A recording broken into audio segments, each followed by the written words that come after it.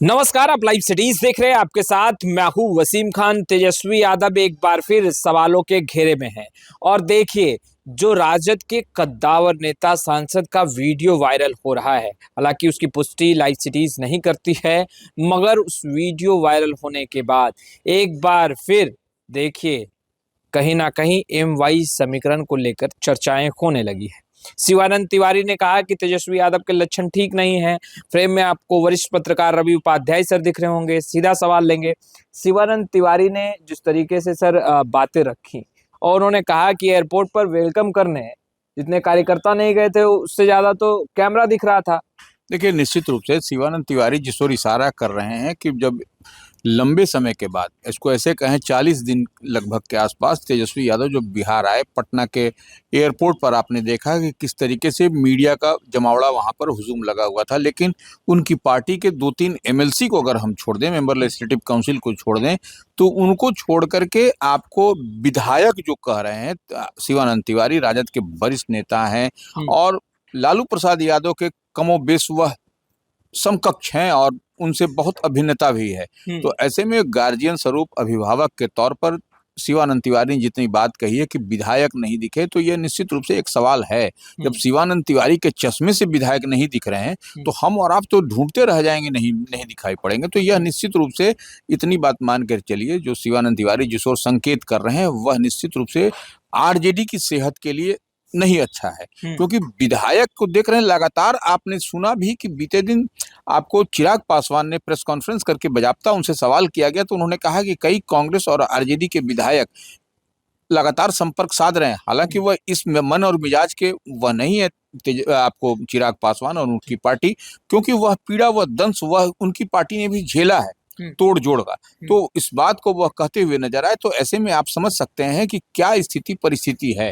अगर यदि जिस ओर शिवानंद तिवारी इशारा कर रहे हैं उस तरीके से अगर कुछ हो रहा है, तो यह निश्चित रूप से गंभीर चिंता का विषय है और तेजस्वी यादव को या लालू प्रसाद यादव को या राष्ट्रीय जनता दल के नेतृत्व को इस पर निश्चित रूप से आपको मंथन चिंतन करने की आवश्यकता है और सारे विधायकों के साथ निश्चित रूप से तत्काल एक बड़ी बैठक होनी चाहिए। क्योंकि देखिए, पब्लिक डोमेन में यह मैसेज भी जाना चाहिए, आप क्या हैं, कैसे हैं, ठीक है, इंटैक्ट हैं, बहुत अच्छी बात है पार्टी के लाइन पर। लेकिन जब ये मैसेज आम आवाम में जाना चाहिए कि राजद के विधायक मुकम्मल तौर पर तेजस्वी यादव के नेतृत्व में खुश हैं और आगे भी रहेंगे और तोड़ जोड़ की बात नहीं होगी। शिवानंद तिवारी ने तेजस्वी यादव के कार्यशैली पर भी सवाल उठाया। उन्होंने कहा कि एयरपोर्ट से सीधा घर चले गए, आरजेडी कार्यालय ताकने झांकने भी नहीं गए।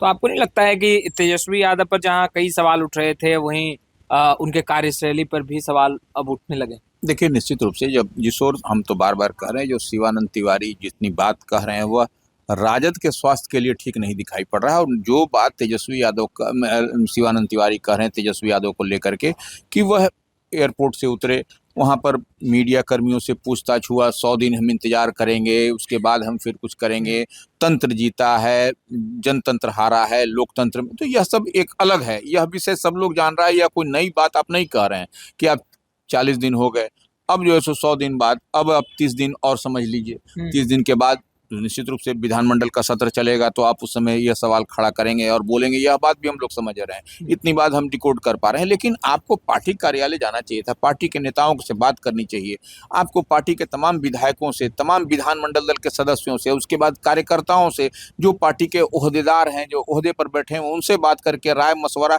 क्योंकि देखिए, मैसेज हम बार बार कहते हैं, मैसेज जनता में के बीच में जाना चाहिए। जनता के बीच में आप 140 दिन के बाद में बिहार आ रहे हैं, उसके बाद में जो स्थिति परिस्थिति बन रही है, आप देखिए कि आप अदालती उसमें भी घिरते हुए दिखाई पड़ रहे हैं। तो यह एक निश्चित रूप से ऐसा मैसेज जाना चाहिए कि आपके कार्यकर्ता, आपके पार्टी के नेता कंफर्टेबल हों। और यह सब जो जो बात चल रही है, जितनी बात पब्लिक डोमेन में है, उससे आप इतर कुछ करते हुए दिखाई पड़िए, इतनी बात तो समझ में आनी चाहिए। राजद के कद्दावर नेता, वह नेता जो लालू प्रसाद यादव के साथ कदम से कदम मिलाकर चलते रहे, अभी सांसद हैं जहानाबाद से, उनका एक वीडियो वायरल हो रहा है, हालांकि उसकी पुष्टि लाइव सीरीज नहीं करती है। उस वीडियो में एक बड़ा सवाल सुरेंद्र यादव ने खड़ा किया है। सुरेंद्र यादव की नाराजगी यादवों से दिखी, वोट नहीं दिया।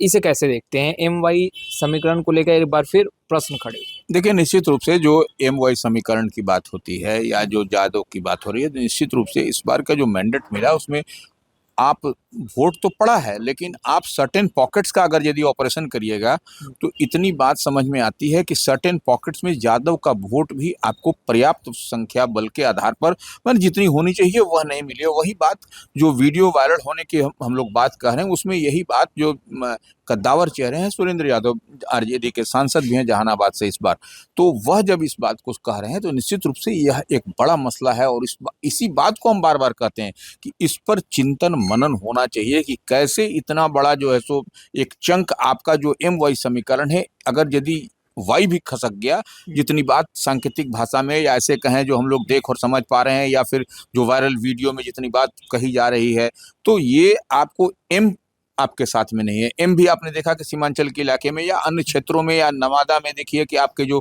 पार्टी के कोषाध्यक्ष थे उनको ही आपने टिकट से बेटिकट कर दिया, वहां पर आप कौशल यादव उनकी पत्नी को दिया, वह सीट बिहार गए। तो यह सब आपको एक मैसेज तो निश्चित रूप से गलत जा रहा है एम वाई समीकरण को लेकर के, उसको आप इंटैक्ट नहीं रख पा रहे हैं। तो अब देखिए, यह निश्चित रूप से जो मसला और मिसाइल है यह राजद के लिए सोचने का और चिंतनीय विषय है। बार बार एक बात को रिपीट करते हैं, और आरजेडी नहीं अगर यदि इसमें कुछ सुधार किया, आरजेडी ने नहीं कुछ किया, तो आप सबको ए टू जेड की बात करते थे, आपका कोर वोटर ही एम वाई खिसक रहा है। तो आप कहाँ रहिएगा अगले चुनाव में, यह बात को आपको समझना पड़ेगा। और नहीं अगर यदि समझिएगा तो फिर आने वाले चुनाव में आपके लिए अच्छा कारगर साबित नहीं होगा। चुनाव तो छोड़ दीजिए, आप जब जनता के बीच में जाइएगा तो क्या कहिएगा, क्या बोलिएगा? आप 40 दिन के बाद में आए हैं, जनता को क्या बोलिएगा? 40 दिन हम जो है सो टहल करके आए हैं। तो टहलना कहीं लोकतंत्र में यह समाधान नहीं है। जैसे आप कह रहे हैं कि लोकतंत्र में तंत्र जीता है और जनतंत्र हारा है, लोकतंत्र, तो यह आप कह तो रहे हैं ठीक है, लेकिन यह आप भी तो करके दिखाइए ना कि आप जो जनता के बीच में है। और आप देखिए, आप मुख्य विपक्षी पार्टी हैं, आपका तो काम है जन सरोकार से जुड़े हुए जितने भी मसले मिसाइल हैं उसको जनता के बीच उठा करके ले जाना। आपको उसके लिए सड़क पर उतरना पड़ेगा, सड़क पर उतरने से आप बचिएगा और एयर कंडीशन कमरा में बैठ करके प्रवचन दीजिएगा तो वह कोई आपका प्रवचन नहीं सुनेगा। जनता अब जागरूक हो चुकी है। इतनी बात तेजस्वी यादव को इतनी बड़ी करारी हार के बाद विधानसभा के अभी भी नहीं समझ में आ रही है, और उसमें टेस्टेड और ट्रस्टेड लोग नहीं समझ में आ रहे हैं, कौन लोग उनके थिंक टैंक हैं, कौन लोग उनको सलाह मशवरा कर रहे हैं। इस पर भी अगर यदि नहीं सोचेंगे, नहीं देखेंगे, नहीं ऑपरेशन करेंगे तो निश्चित रूप से आने वाले समय में एक बड़ी चुनौती का सामना उनको करना पड़ेगा। तो दो सवाल बिहार की राजनीति में तेजस्वी यादव को लेकर खूब उठ रहे हैं। एक, एनडीए की तरफ से यह कहा जाना कि तेजस्वी यादव नेता प्रतिपक्ष भी बहुत दिनों तक नहीं रह पाएंगे, क्योंकि जिस तरीके से उनके विधायक जो हैं लगातार संपर्क साध रहे हैं, यह एनडीए के नेताओं का दावा है। वहीं दूसरी तरफ अब लैंड फॉर जॉब मामले में आरोप तय होने के बाद कहीं ना कहीं लालू परिवार की मुश्किलें बढ़ी हैं, और यह कहा जा रहा है कि भाई अब तेजस्वी यादव को तो इस्तीफा देना होगा।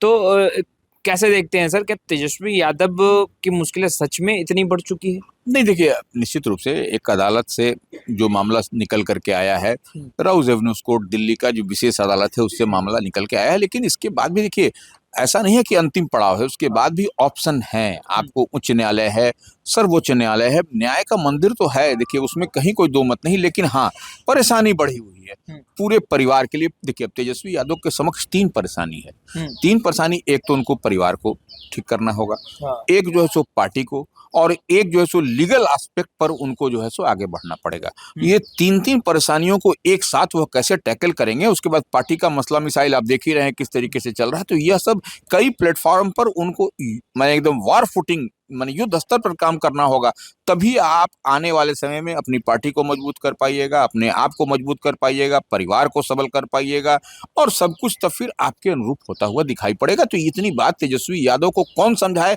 कौन कहे, यह एक अपने आप में एक बड़ा सवाल है। तो ये तेजस्वी यादव को खुद समझना पड़ेगा, क्योंकि देखिए वह किसी से फीडबैक लेते नहीं है।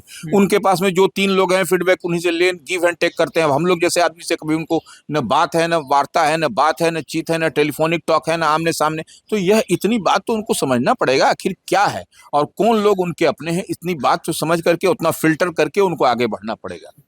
तो आपने सुना वरिष्ठ पत्रकार रवि उपाध्याय सर को, बिहार की सियासत के कई रंग देखे जा रहे हैं। वहीं देखिए, खरमास के बाद अक्सर बिहार की राजनीति में कुछ नया देखने को मिलता रहा है। क्या इस बार भी कुछ नया देखने को मिलेगा? हम पल पल की तमाम तस्वीरें लगातार अपडेट करते रहेंगे। अब तक आपने हमारे चैनल को सब्सक्राइब नहीं किया है तुरंत सब्सक्राइब कर लें। आपका बहुत बहुत शुक्रिया।